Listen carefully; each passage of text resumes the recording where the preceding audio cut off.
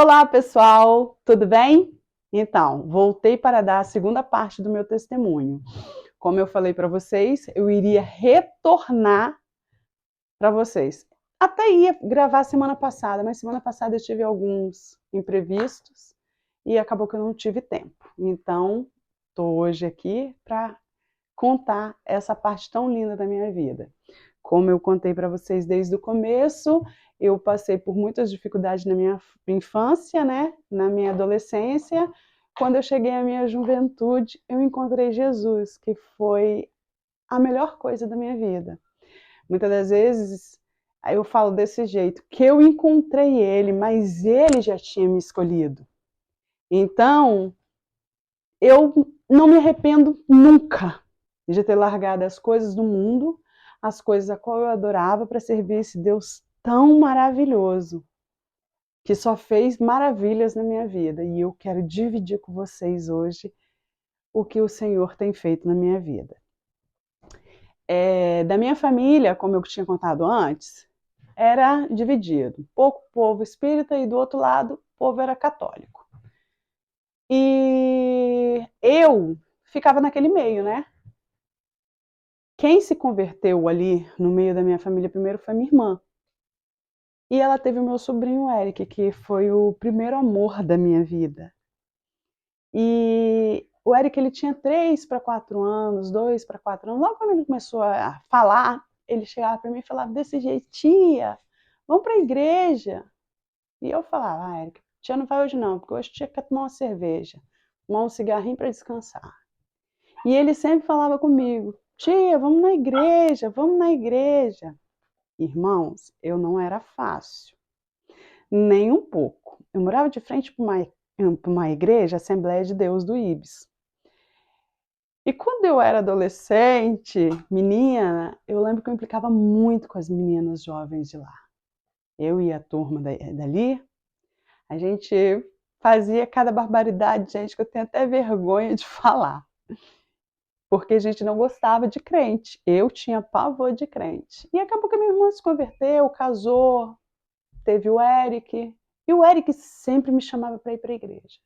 Titia, vamos para a igreja. E eu falava: Eric, tia não vai na igreja não. Hoje não, tia não vai deixar eu tomar a cervejinha dela não.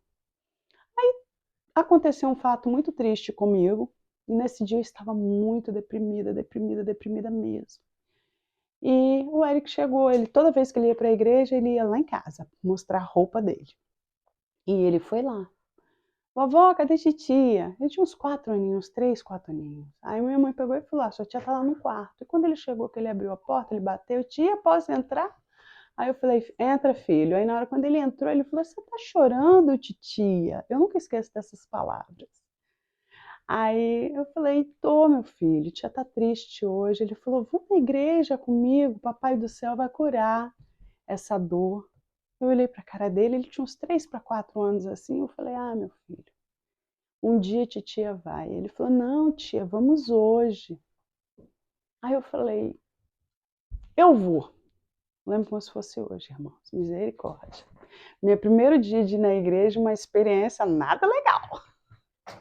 Foi eu para a igreja, entendeu? Com uma calça branca e um top e um casaco. Um batom vermelho para a igreja Assembleia de Deus. Eu nunca vou esquecer desse dia.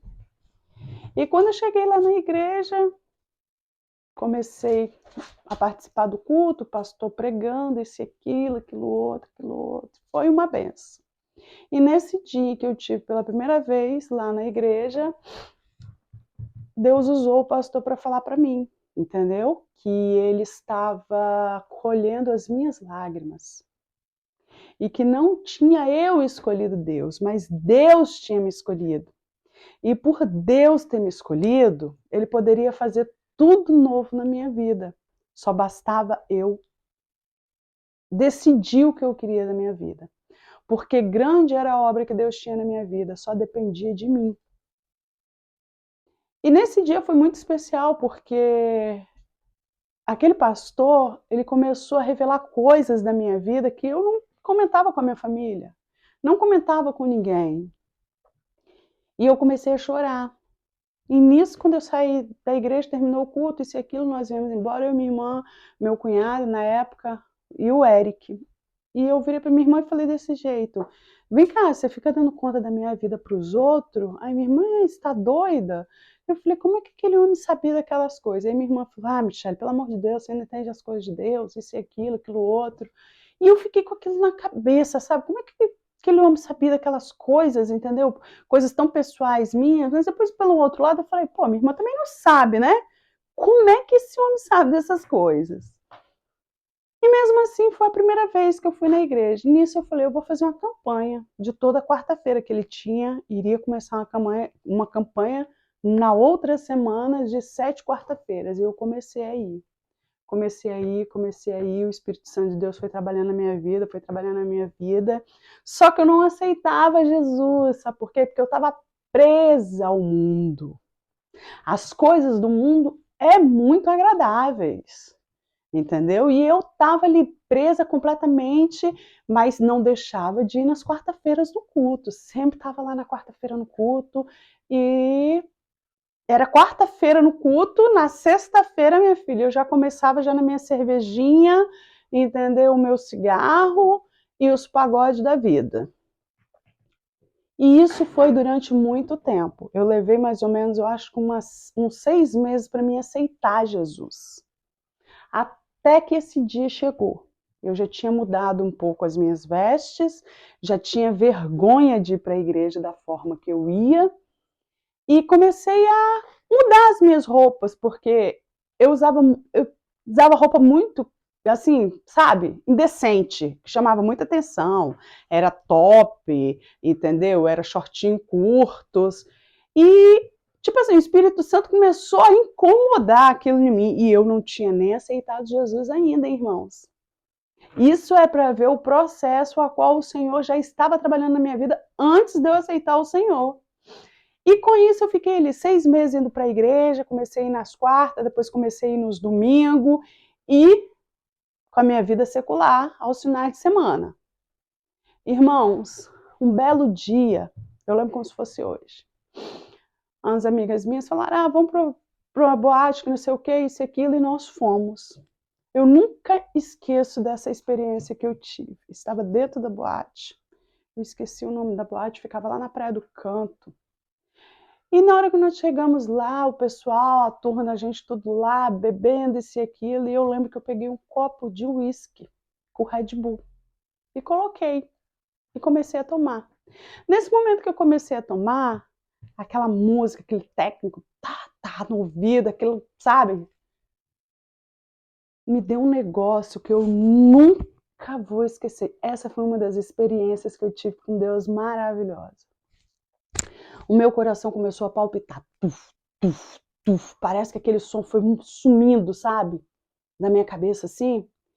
E eu me vi como se estivesse tudo rodando em volta de mim. E eu falava uma voz falava desse jeito comigo: o que você está fazendo aqui?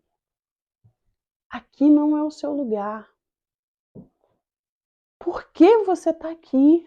Você não é feliz aqui. Tenho eu grandes coisas com você. E você está teimando por quê? Até quando você vai ser escrava desse mundo que você não pertence mais? E naquele exato momento que eu ouvi aquela voz dentro de mim, eu falei: eu acho que eu devo estar ficando louca.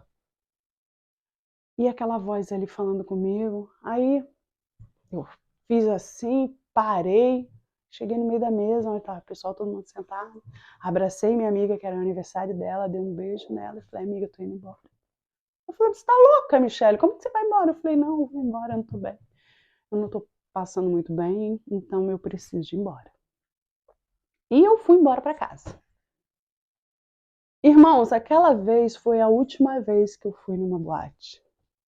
Aquela vez eu entendi que o Espírito Santo de Deus tinha falado comigo e que Deus não me queria mais para esse mundo.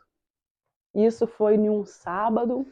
Quando chegou no domingo, eu fui para a igreja, já há 6 meses visitando a igreja. Só ia de visita, participava dos cultos, mas não tinha compromisso. E quando chegou no domingo, eu aceitei Jesus como Salvador. E renunciei tudo, irmão. Sabe o que é tudo, tudo, tudo, tudo. As minhas roupas, meus tops, meus shortinhos. Eu lembro quando eu aceitei Jesus, eu dei tudo que era meu, tudo, joias, porque eu sempre gostei, como gosto até hoje, de joias, brinco, anéis. Eu amo isso. Eu sou muito vaidosa nesse ponto. E eu decidi tudo que eu gostava, porque a igreja que eu fui congregar era a Assembleia de Deus, né? Pentecostal. Então eu tive que abrir mão das coisas que eu gostava. Aí foi o grande erro meu, irmãos. Sabe por quê? Porque eu não fiz o que eu queria, mas fiz o que eu via os outros fazendo. Não que naquela época o pastor chegou para mim e falou: não, a partir de agora você tem que tirar tudo isso aqui. Não, ele não fez isso comigo. Mas por eu ver as irmãs daquela forma, eu resolvi fazer a mesma coisa. Abrir mão das coisas que eu usava. E eu retirei aquilo tudo e passei a usar só saia, e era saia abaixo do joelho, blusas compridas, entendeu? Não tinha mais decote, não tinha mais nada. Peguei as minhas joias todas e dei, entendeu? E sapatos altos que eu tinha, plataforma naquela época, e eu dei tudo que era meu. Dei tudo achando que eu estava fazendo a coisa certa. E amém. E fiquei naquela situação ali. Ali naquela época eu fui para a juventude, para o grupo de jovens, e fiquei participando ali no grupo de jovens. E chegou uma época que o pastor da igreja, ele subia com o pessoal da igreja, porque quando eu me converti, eu virei crente, irmã, mas crente mesmo. Eu lembro que eu trabalhava numa loja na Glória e eu ia todos os dias para o monte. Todos os dias para o monte. E muita coisa aconteceu nessa época. Por quê? Porque eu abri mão de tudo, da bebida, das minhas roupas, mas eu não conseguia parar de fumar. Foi uma batalha muito grande, tanto que depois de 5 anos já convertida, que eu desci as águas, mas eu vou chegar até aí. E eu abri mão de tudo e aquela luta e indo para o monte, buscando, pedindo a Deus para me poder parar de fumar, pedindo a Deus que eu já não aguentava mais o cigarro e eu não conseguia largar o cigarro. Eu lembro que eu fumava dentro de casa, só com a minha mãe. Meu pastor sabia, na época, os irmãos da igreja sabiam, algumas irmãs sabiam que eu não conseguia parar. Eu não fumava no meio da rua, só fumava dentro de casa, entendeu? Porque eu estava pedindo a Deus para ser liberta e não conseguia. E eu nunca vou esquecer de mais uma experiência maravilhosa que eu tive na minha vida, que o Senhor me proporcionou. Eu lembro como se fosse hoje, eu tinha ido para o monte com a minha amiga Marcela, lá de Curitiba. Amo Marcelinha. Foi uma das... Ela é primordial na minha vida, ela e a família dela. E a Marcela comigo no monte, eu lembro como se fosse hoje, eu sentei na pedra assim, eu e ela, e eu vendo aquele movimento do pessoal da igreja, Deus é amor, e eles estavam cantando corinho. E de repente, irmãos, o Espírito Santo me tomou e me jogou no meio daquele povo. E eu só ficava naquele balanço, não tinha sido batizada ainda com o Espírito Santo, não. Só ficava me entortando para um lado e para o outro. E nesse dia eu fui batizada com o Espírito Santo. E eu fumava, irmãos, eu fumava. E quando eu voltei assim, em mim mesmo, que eu vi, eu ali no meio daquele povo todo, Marcela chorando, dando glória a Deus. Aí eu falei, amiga, aí ela falou, você foi batizada com o Espírito Santo, Mia. Eu falei, nossa, que vergonha, como que eu vou fazer com esse cigarro? Ela falou, Michele, Deus vai te libertar, fica tranquila, não se preocupa com isso. E eu, amém. E eu questionava muito a Deus, eu falava, Jesus, mas por que eu não consigo parar de fumar? Por que eu abri mão de tudo que eu gostava? Estou na tua presença, mas não consigo parar de fumar. E Deus sempre falava comigo que tudo tinha um tempo dele, na hora certa ele iria fazer. E durante esse período, irmãos, eu tive muitas experiências maravilhosas, porque pensa num ser humano que vivia no monte, era eu. Eu trabalhava, irmãos, de 8 horas da manhã até as 6 da tarde, naquela loja o dia todo em pé. E mesmo assim, vocês acreditam que eu saía da loja, chegava em casa, tomava um banho. Quando tinha culto, eu ia para o culto. Quando não tinha culto, aí vinham alguns irmãos, amigos meus, irmãs, vamos para o monte hoje? Vamos! E eu ia. Ficava no monte até 2, 3 horas da manhã, depois eles desciam. Geralmente as meninas dormiam comigo lá na minha casa. E eles seguiam, deixavam a gente ali na porta ali. Muitas das vezes a gente ficava conversando ali na porta até umas 2, 3, 4 horas da manhã da minha casa. Na época que se podia fazer isso no Brasil, porque hoje em dia você já não faz mais, né? E foi um momento assim de muita experiência, muito aprendizado com Deus. E eu lembro que chegou uma época que nós resolvemos fazer evangelismo nas bocas de fumo. E foi uma das melhores experiências que eu tive na minha vida. Deus já estava me preparando para algo que eu não estava entendendo. Aí o pastor virou e falou bem assim, olha, tem um irmão que ele está preso, filho de uma senhora conhecida minha. As irmãs dele são muitos meus amigos e nós vamos fazer uma campanha de 7 dias para essa pessoa. Como vocês estão com essa pegada de entrar nas bocas de fumo para evangelizar dia de domingo, assim que acaba o culto da manhã da escola dominical, porque nós terminava a escola dominical e a gente ia nessas bocas de fumo evangelizar os traficantes, entendeu? As pessoas drogadas. E nós vamos orar, interceder pela vida desse irmão, que ele tá para poder sair. Eu falei, amém. E a gente reuniu todinha a igreja e nós ficamos orando durante um tempo por esse irmão. E eu mal sabia que esse irmão seria o meu marido. Olha como as coisas de Deus é. E eu lembro que nós oramos durante umas 2 semanas direto por esse irmão. E até que chegou o dia que esse irmão chegou na igreja, foi visitar a igreja. Ele e a família dele. Ele fala que eu fiquei olhando para ele, irmãos. Mas não foi não, foi ele que ficou olhando para mim. Isso daí é um empate até hoje, que a gente briga a respeito disso. E ele sentado, e eu sentada no meio da juventude, e eu tinha uma irmã amiga minha, Rose, que falava desse jeito para mim. Esse irmão não para de olhar para você. Aí eu falava, menina, vigia na terra, não quero saber de namorado não, eu quero saber de Deus, quero saber de Deus, não posso inventar de arranjar namorado não, não quero saber não. E essa irmã virava para mim e falava, Michele, ele não tira o olho de você. Eu falei, vigia, não quero saber disso não, vamos cantar, vamos adorar. E eu ficava naquele desespero, porque realmente eu já tinha percebido que ele não parava de olhar para mim. Tudo bem, eu olhei para ele, porque eu percebi que ele estava olhando para mim, mas tipo assim, eu tava tão, como é que eu posso dizer, tão doada para Deus, eu queria tanto ver a glória de Deus, as maravilhas de Deus, que eu não tava pensando em me relacionar com ninguém. E acabou o culto. Aí, antes de acabar o culto, o pastor anunciou que os jovens tinham orado pelo aquele jovem durante tanto tempo, e o tal jovem era ele, que tinha sido solto, e que nós, como jovens, nós tínhamos a obrigação de apoiá-lo. Amém. Aí terminou o culto, alguns jovens foram lá cumprimentar ele, isso e aquilo e aquilo outro. E eu sempre fui uma pessoa que eu sempre conversei com todo mundo, sempre falei com todo mundo, né? E terminou o culto, ele estava conversando com um outro jovem da igreja e eu cheguei perto do jovem e cumprimentei ele. Irmão, pra que eu cumprimentei? Foi a melhor coisa que aconteceu na minha vida. Nesse dia eu cumprimentei ele cumprimentou, a gente começou a conversar. Nesse dia mesmo o irmão ainda estava assim na carne, né?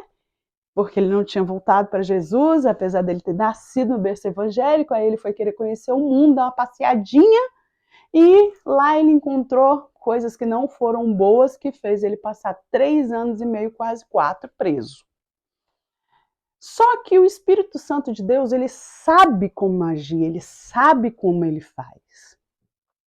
E Deus botou no meu coração um carinho para me cuidar dele.